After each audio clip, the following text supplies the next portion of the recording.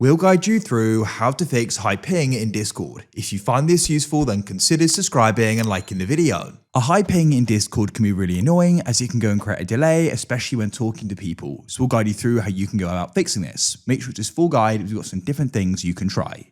To get started, go to the bottom left and go and find the option for user settings and click there. On the left, you want to go down and find the option voice and video. Now you want to go down in input profile, go and select custom. Now you want to go down and you want to go and set noise suppression to none like this. Scroll down and you want to go and turn off automatic gain control like this. Enable quality of service at the bottom like this. Now come to the top and you need to go and find debugging and click that there, and you want to go and turn off debug logging like this and press OK. Now press search at the bottom of your computer and type CMD, right click on it and press run as administrator. You'll get a security pop-up and it'll then go and open up. In here, you need to go and type in ipconfig /flush DNS. Press enter and hopefully now it's going to go and be reduced. Leave a like if you found this useful.